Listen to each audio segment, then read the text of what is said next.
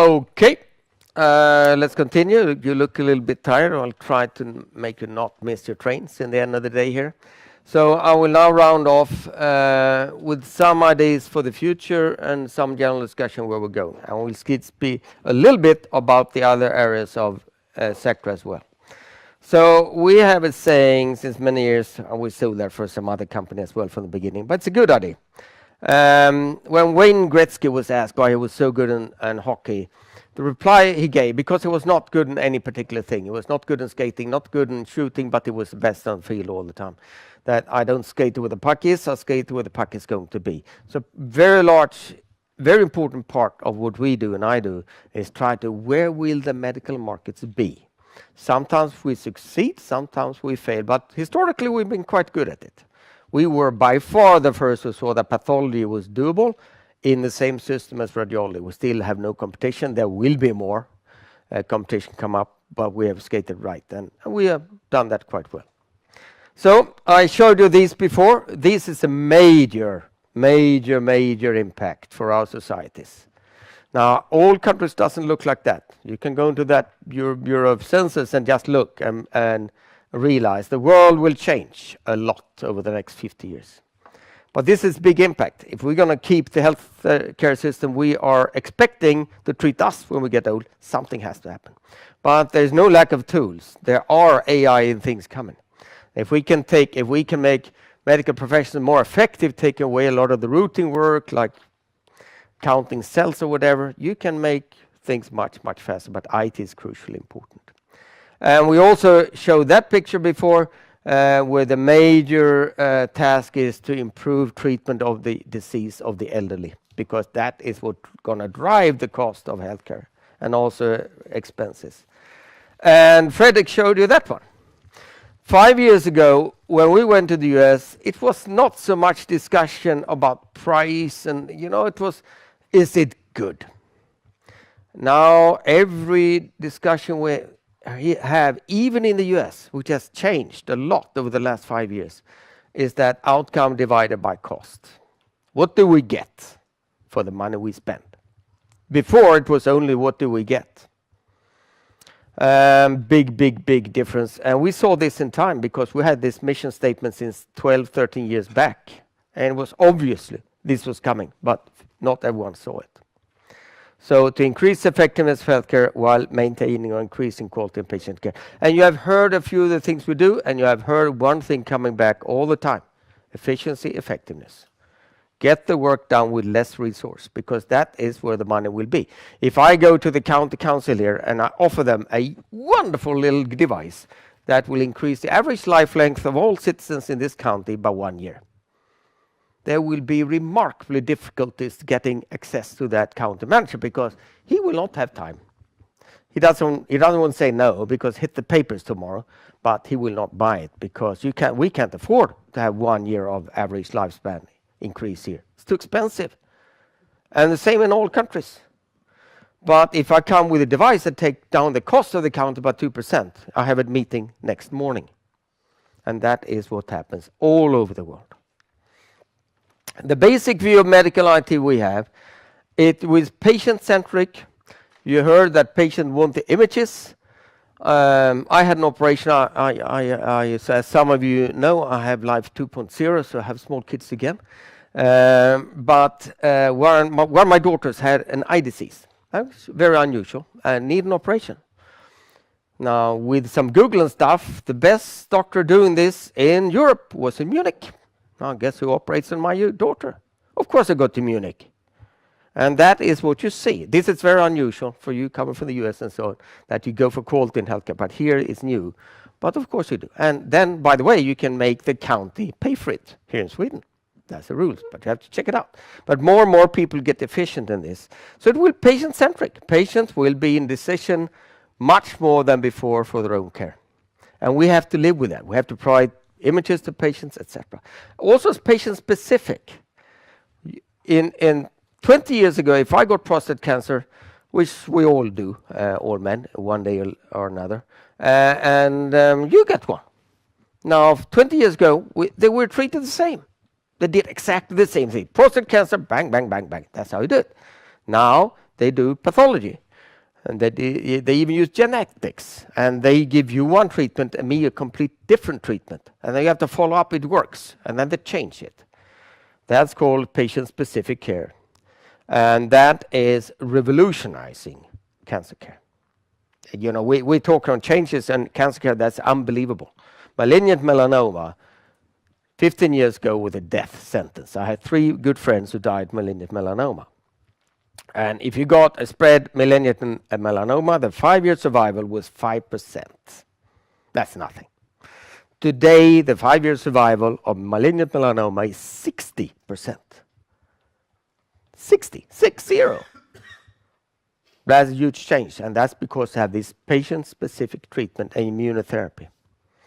So, integrated care, we discussed about communicating images, communicating data. In the UK, as we said, this was a company we acquired about 5 years ago, Wretenberg Systems, who have built this network. Every single hospital in the UK, there's 470 trusts, but most of the trusts have several hospitals, are connected and sending all the images over our network, and we control that infrastructure. Now, in order to throw us out, they have to agree all of them at once. They might do that once, but it will be a long thing to do it. And we don't charge a lot for it with that market share. But we see that trend coming all over the world. People want to share images. Patient demand that their providers share images, share data. It's my data. You know, they took pictures of me. So I want you to share these with other vendors. Connectivity and integration with EMRs. You cannot do a proper diagnosis based on radiology images or pathology images alone. You need to know the patient history, patient data, stuff like that. And that needs to be available for effective care on the workstation where the radiologist or pathologist do the diagnosis. And you don't want to log into another system. You want to have it on the same system. When the physician gets reports, you want to see the image. To understand that. And that takes a lot of integration work. And the world, you ask, you know, I haven't seen this before. I met a guy in a conference. He can probably help me out. 30 seconds later, the image is on his table on the other side of the planet. At nighttime, all radiology exams, all radiology diagnosis on this hospital here in Linköping at nighttime is done in Sydney with our systems. That's daytime in Sydney. Those radiologists are cheaper. Swedes, but they sit in Sydney. These things are happening. The world is becoming one hospital. Internet of Things coming into hospitals as well. There will be a lot of connected devices. Radiologists and pathologists will become diagnosticians. As a lot of the routine work is going away, the consultancy of both radiologists and pathologists will probably become more a diagnostician. That will take time, but a lot of physicians believe what I'm saying now. These will merge, and then it's very good to have an IT system that does both at once. Cost efficiency will drive, as I said, outcomes divided by cost, as I showed before. Faster change. I know if you understood what Claes said before. 1950, there was like doubling of the medical knowledge in the world was like 50 years. Now it's estimated to be 78 days. In 3 months, the amount of medical knowledge on the planet is doubling.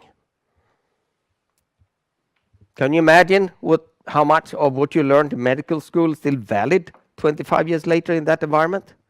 Nothing. Or very few things, the basic stuff. The thing that doesn't change is your feeling, the intuition, the psychology of things. So that human will be impacted, but all that expert knowledge will be provided by systems. It cannot be done otherwise. Faster changes, continuous education and relearning of staff. That's also our educational part. Machine learning and clinical decision support. You heard about that. Cybersecurity is coming in healthcare. These virus attacks and stuff. Or ransomware. If we get ransomware, etc., we're probably going to shut down. We will not pay. Because if we pay to get those red screens away, to get a password from somewhere, these bastards learn that you can make money in that way. So we will probably back the company for a week and lose a lot of money, but we won't pay. But if a hospital gets a ransomware attack, what happens? Well, patients die. There is now hospitals in the US who have Bitcoin accounts available. As soon as they attack, they pay out immediately. No, and then just keep quiet about it. Because otherwise people in intensive care die. Can't afford it. So cybersecurity, we have some synergies we didn't have before. We have growth opportunities, etc.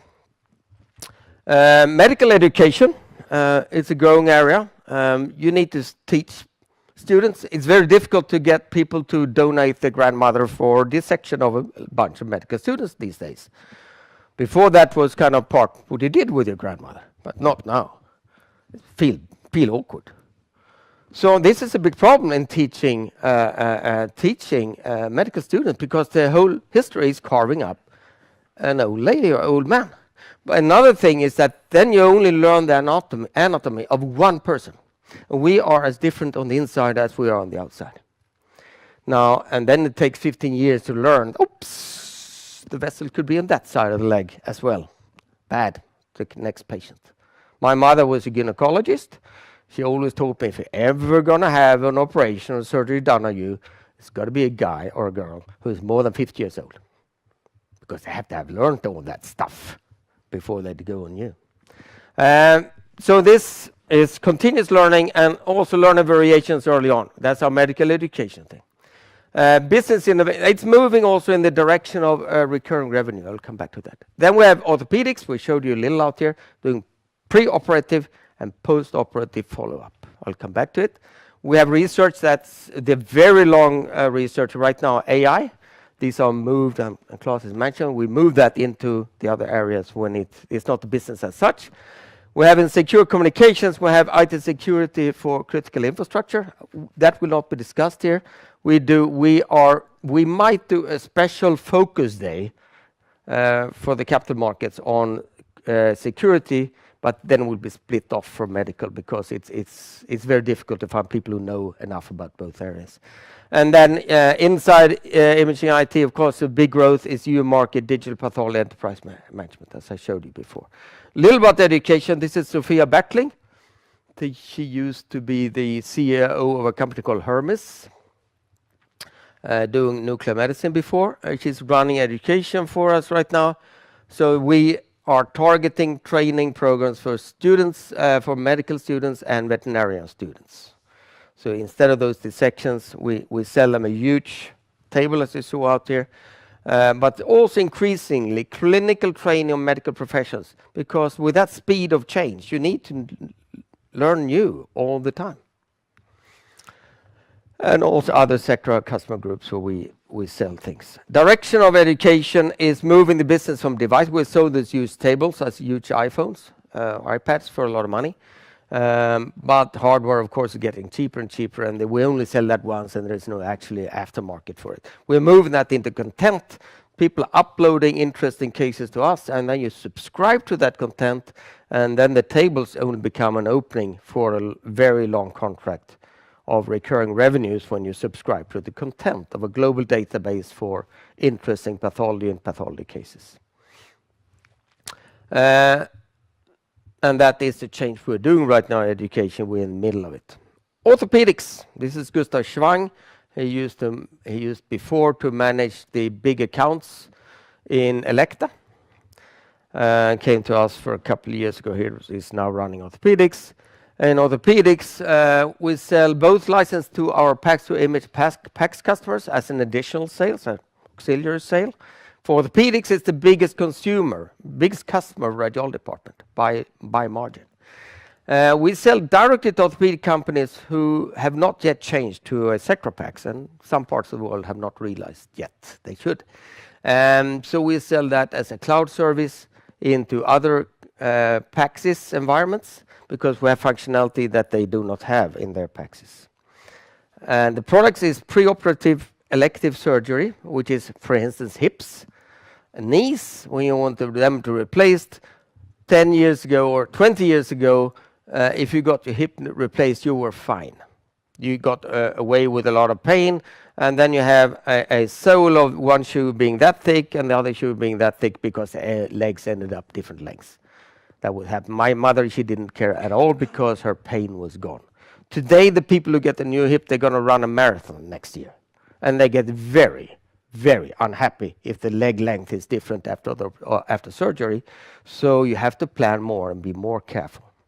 And they go after the doctors like a bullet if you fail in the operation. So planning is becoming more important. There's 64,000 different devices you can put in orthopedic device you put in your body. Which ones fit exactly you and which one do not? You need to plan. Then historically we do that in 2D because that's how we did these plannings in the old days. Then we saw trauma.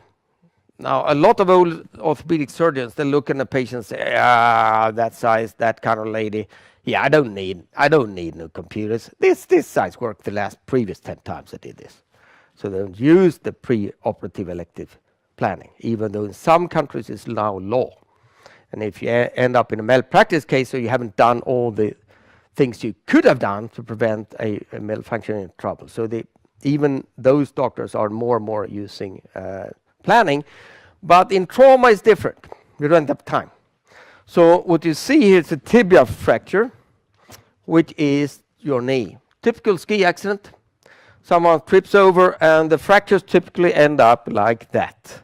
And those fragments you see here are spread all over the knee. You open this up, it's young people. It's very, very easy to do mistakes. I don't find the appropriate piece, you don't have too long screws, it goes out through leg on the other side, and that's no good because that will penetrate the skin. Or it's too short, then it will not reach the bone on the other side. The marrow is nothing to hold.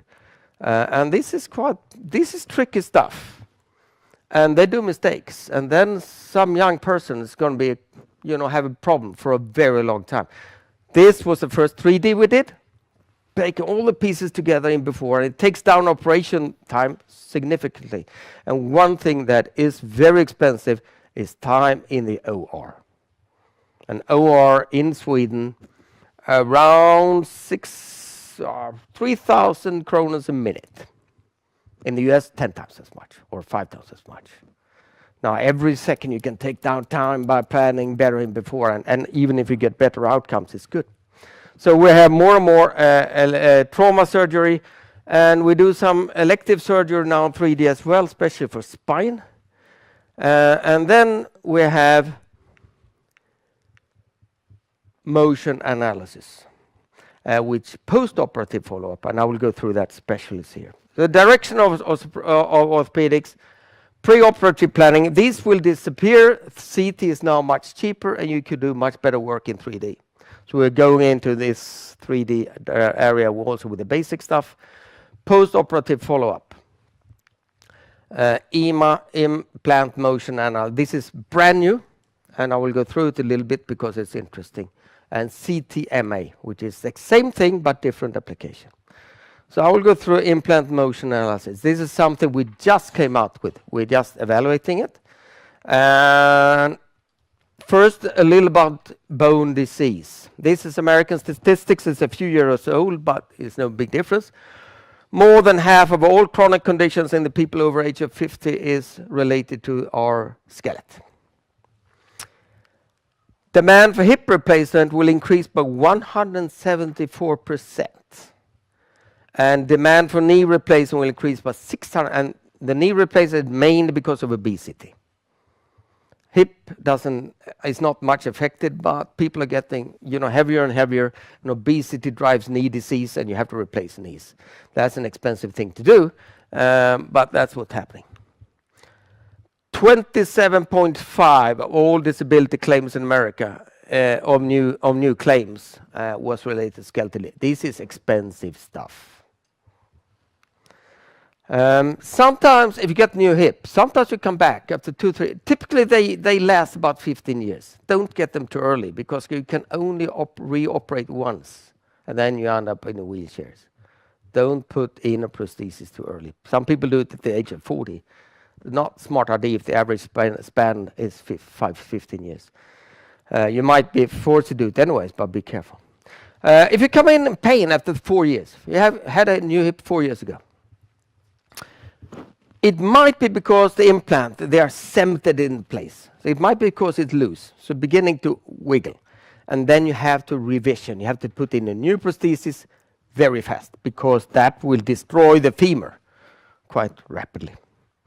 Or it might be caused by infection or some other cause.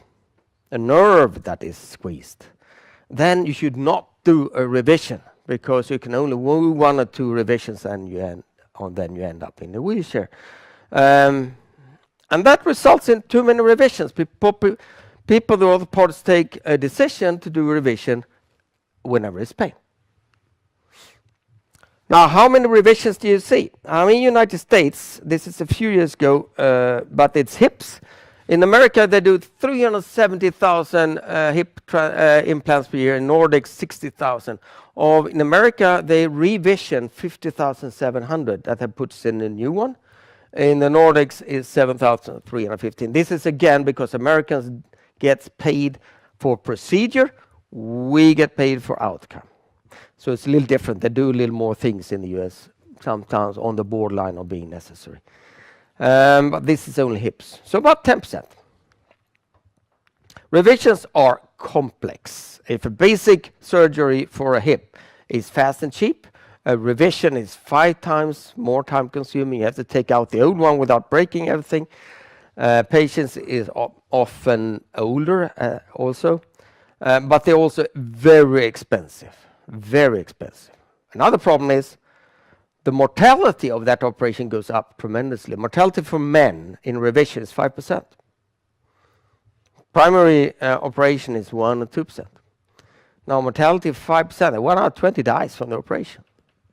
Women are tougher. They don't have that statistics, and that's because we have more fat in our marrow. You get that in the bloodstream. You can die from a fat emboli.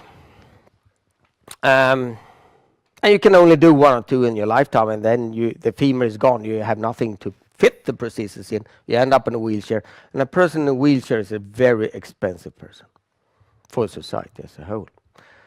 So 1 or 2, never 3, sometimes 2. Costs. A revision in Sweden costs $14,000 each. This is big money. In the US, the cost is $42,000 to $53,000 for a revision of hip. Remember how many were 50,000? Do that math. That's a lot.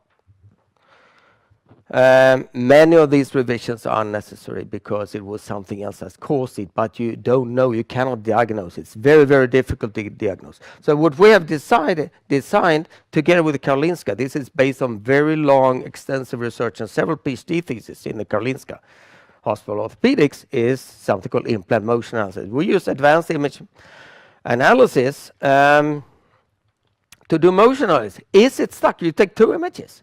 So one like that, and one bend over, and then you see if the things move on a very, very, very precise level.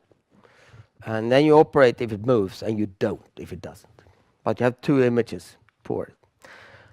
And this solves a real problem that is very expensive and presents high risk for patients.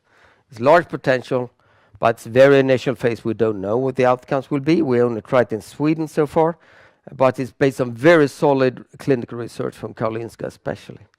This is initial finding. This is a Professor Karolinska did a study in Lindesberg in Sweden. He did 22 patients with EMA with complaints of pain. Without EMA, about half would have received revision. With this analysis, 4 received revision. And there is no indication that was a mistake. It was a proper decision.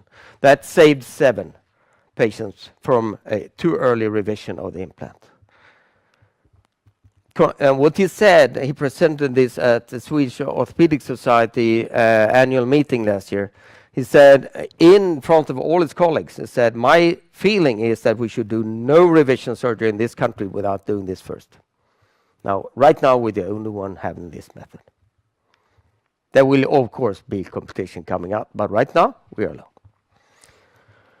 So that's a little of the things we're doing. Then we can do that also if you take a longer time interval between. We can use that as we call CTMA. Then it's sold to the people doing prosthesis for evaluation, for clinical evaluations or clinical trials. We can decide if the thing moves over a span of 1 year, for instance, with the same technology. But then the customer is a prosthesis company who want to do an FDA approval because we have a measurement that doesn't much less complex than before when you had to operate small bullets into people to do that. So secure communications, what's happening there? This Simo Pykälästi, he runs that business. He was before our CFO for many years. This is cybersecurity at the highest possibly conceivable levels. We protect nations. We do ecosystems for mobile communication, and the growth area we're doing. Problem with our telephones, we're not allowed to sell them to any but authorities in Europe. They're too good. Sweden can sell fighter aircraft to Brazil. We can't sell these to Brazil. We're not allowed to by the authorities. And then you have to do that explanation why yourself. That we only see we're not allowed. It's considered material war that is more material war than a gun or a fighter aircraft or whatever. Now that's nice. We charge $10,000, or $5,000 a piece for these phones. But if we can't sell so many, it doesn't help much. But we have an incredible brand. We decided several years ago we need to find some growth area in communications where authorities will not prevent us from selling. And we decided, and we like to shoot bullets and not go with this hail gun thing because it's not very effective. We said we'll not do general cybersecurity. We'll do the most critical cybersecurity you have in a country, which is a critical infrastructure. We know that the Russians shut down Ukrainian power production Christmas Eve 2015. Luckily, they were not very much computerized, so they sent out an army of men in blue collars who actually switched manually and made it all work again. If we would have such an attack in Sweden, now if you want to attack Sweden today, how do you do it? Well, not with tanks and stuff like that. Shut down electricity 2 weeks in Stockholm in February, and you wait. Now, that should not be possible over the network, and we prevent that from happening through cybercrime. And that's what we do, and only for them. And we decided to go very focused into that area, and not do any other. If any one of you guys come and ask us for general cybersecurity of your system, we say no. But we go for critical infrastructure, and so far we have won more or less all deals in Sweden, so we went into it. We're very good in that area, and we don't do anything else. We're just on the brink, because we said from the beginning, we built an installed base in Sweden, and we use that references for selling into other places. And there we have benefit from our brand again. I've showed this thing for many before. I know not all of you perhaps, but several have seen it. If you read the Da Vinci Code, some might. The book after that from him was called Inferno, and when that came out, we were mentioned twice. People called us and say, "How on earth did you do that?" Now it's a crooks using our phones, but we're still mentioned, and we had no clue. But when he did research in Brussels around European security, guess who was mentioned? It was us. We have an incredible brand for these security authorities, and guess who the power companies ask? Because you don't want to let any company into your power production plant to do cybersecurity. They might do some other stuff as well. Guess who these power production companies call to ask if this company is okay? They call the authorities. And the national security authorities of Europe know us. So that's why we choose that segment. Brand again. Brand. More than half of the EU member states trust Sectra for the most valuable secrets today. We have contracts with the EU itself, with all the embassies of EU. And very interestingly, all of a sudden, now the reason people ask us, why do you do this in the same company? You can't even talk about it in the same Capital Markets Day because it's so different specialties on your side. So, and we didn't, you can invent reasons afterward, but the real reason, because Jan-Olof liked that, my predecessor, and I like the medical side. So we liked each other, so we kept both going. That is not very financial optimal, but that was the history behind it, to be very honest. But all of a sudden, boop, out of the sky comes security for medical IT as a major problem for medical IT. We have now huge reputational benefits in imaging IT, as Marie told you before, from our cybersecurity business. Because guess what? If we can do this for the European Union's embassies, by emissaries around the world, we probably can handle hospital as well.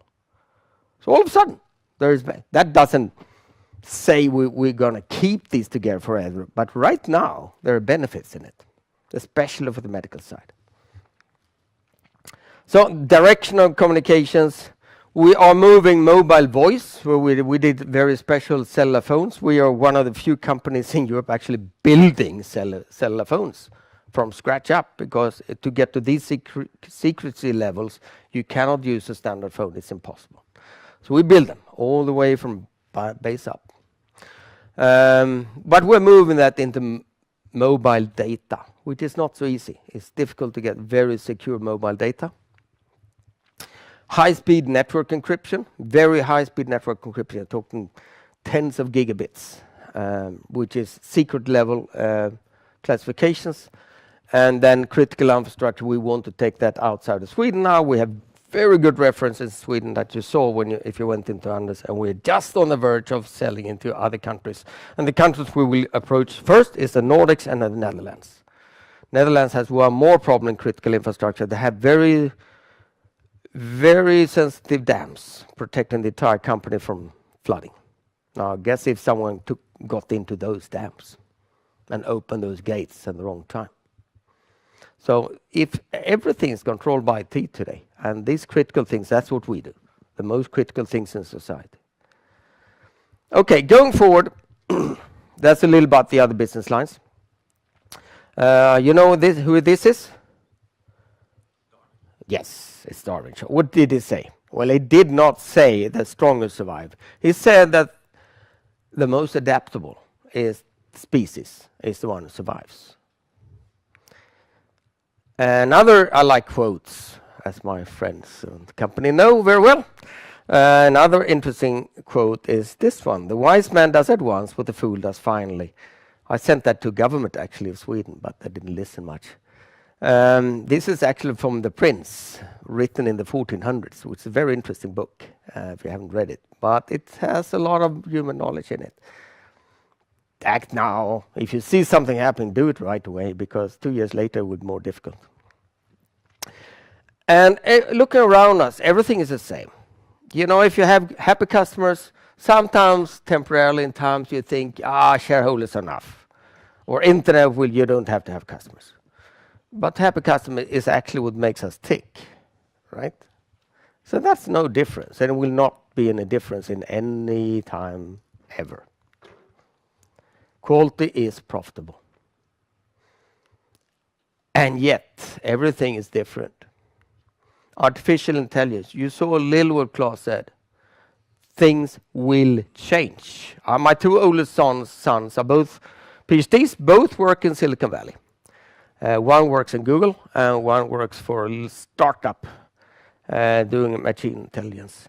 And when I was visiting the last time in Palo Alto in November, it was just announced that Google were now allowed to drive self-driving cars without the human controlling them in Palo Alto. Now, you see in every corner in Palo Alto, you see these self-driving cars, and now you don't have people in it anymore. We'll see that. That will change our society fundamentally. I normally say that, you know, there's two groups of people that would be impacted the most for AI from the beginning is taxi drivers, because guess what? There won't be any taxi drivers. Second, medical doctors. Neither one have really seen it yet. Medical doctors different. They will change. Taxi drivers will disappear. Huge impact to our society. And you have your phones and the series, and you're just saying, well, set timer for 7 minutes. That's what I tell my phone in the morning when I cook eggs nowadays. I don't put anything on. Try it with the iPhone, it works. This will big. Artificial intelligence become easy. AI is a new toolbox that we have available. This is Claes' slides from the beginning. We will see that all of you in all financials, you'll have toolbox that you're not used to, and it will go fast now. Making AI. My fourth son, I have a bunch of kids. My fourth son is in university in engineering in Lund. They got as a laboratory work in a course to detect lung nodules, and they got the 95% sensitivity. A laboratory work at university. 95% as human levels. That was a laboratory work using standard stuff off the net. It's becoming quite easy to do image analysis these days because these things are floating around the net. These are startups a few years back, there are many more now, doing AI for medical. There are zillions of them. Now, should we compete with all of them? No. Some of them will be better than we are. We have to concentrate. So our strategy in AI at Sectra is to have a vendor-neutral platform for machine learning. So you can plug in a safe way, like an app store. See, anyone, the doctors who want to develop their own stuff, or they can use a third party, they have us as the iPhone, providing security. You can't mess with the packs, but you can plug it in. And we have an open attitude to that, which is different from many other vendors. They want to sell everything themselves. We don't. And people like it. Then we do a lot ourselves also. We do some applications. We normally say that if people do 90% of our customers do, they should be able to do in our systems. 10% they can go out to other systems. We do machine learning things supporting workflow, as Claes has showed you and told you. Things that speed things up a lot, that we are interested about. Radiologists and pathologists are doing more and more together. We will provide the tools they need, and we will see these merging. And we'll be there when it happens. More effective, less cost, better critical outcomes, or better clinical outcomes. AI will be in both worlds. And this is what we call integrated diagnostics. We do a lot of marketing around that today, and we see huge benefit doing it. Our major focus going forward in medical will be customer satisfaction, no difference from before. Now we enter a position in the US, so if we drop down to 2, second place, we hope not to, but if we would, it would be not a disaster anymore. We are so well known, but we will keep it up there. That's our rationale for existing. Outcomes divided by cost, we have to be able to prove that you save money. And everything we told you here today is money savers for healthcare. Everything.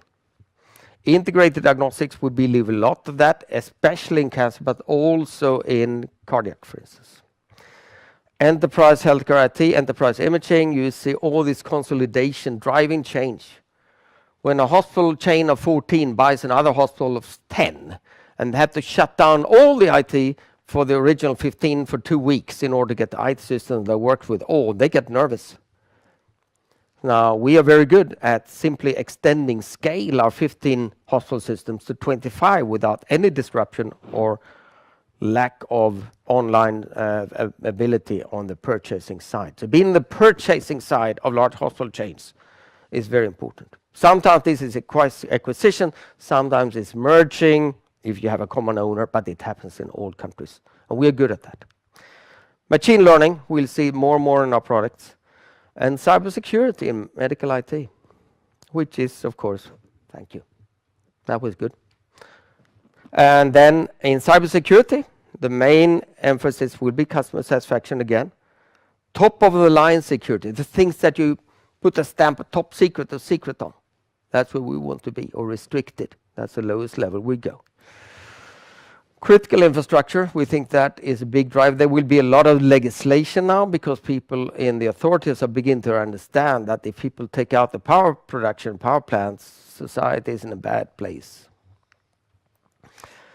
Internationalization and growth of security, we have not been growing it. We have now put it on a growth trajectory. It grew very healthily last year. We want to grow that. It cannot be that medical grows like that because finally it's so little left that there is no attention. But now we have it grown. And that's kind of what we do in the different area. I will end up with a little of financial goals here. That will be the only financials we do in the entire day. Our 3 financial goals are stability. Now this is part of selling. If we sell into this trust-based customer base, they don't want the company with 7% equity assets ratio. They get nervous then. They want a high credibility rating, so they know we will be there 6 years down the line. This is hygiene factor. Target is above 30%. We are 44.1. We don't need to be at 70. It doesn't matter. It doesn't become better, but we should not go below 30. There will be the new IFRS coming out, will change a few things here, but for us it's only a few percent up and down with the structure we have, so that we will not change this. Profitability, operating margin, our target about 15%.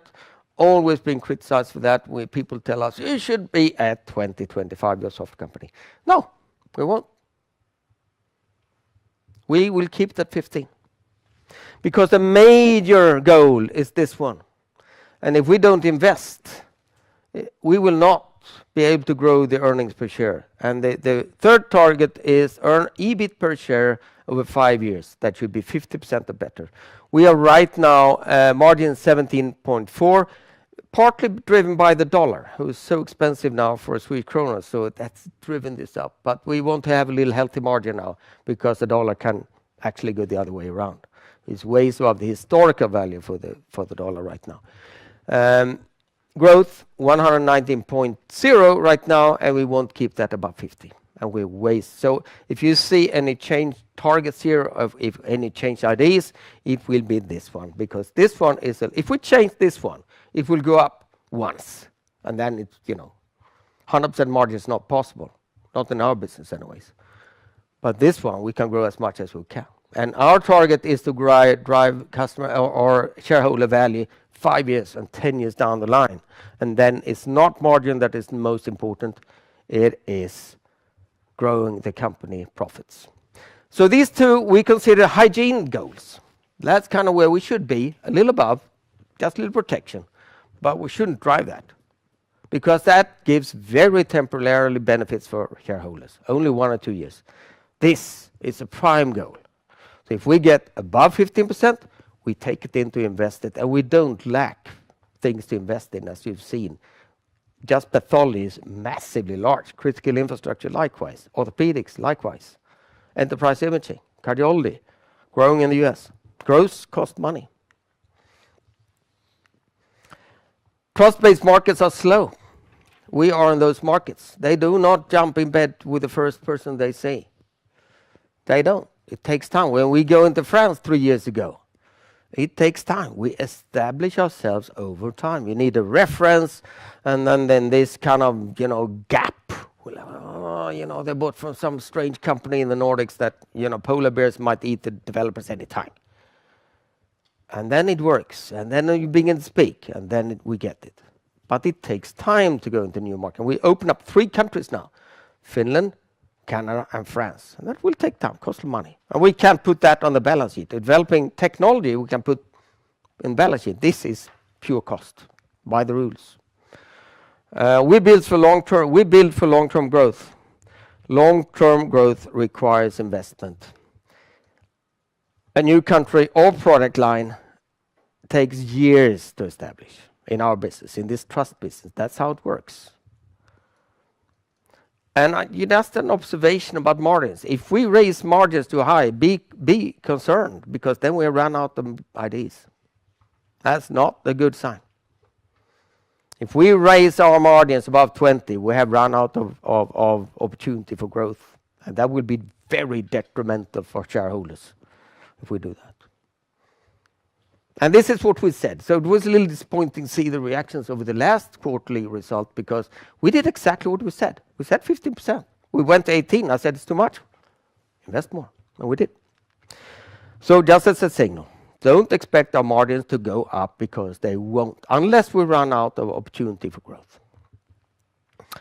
But we will not waste money. It goes up and down. If we don't see investment, we will allow it to go up, but not long term.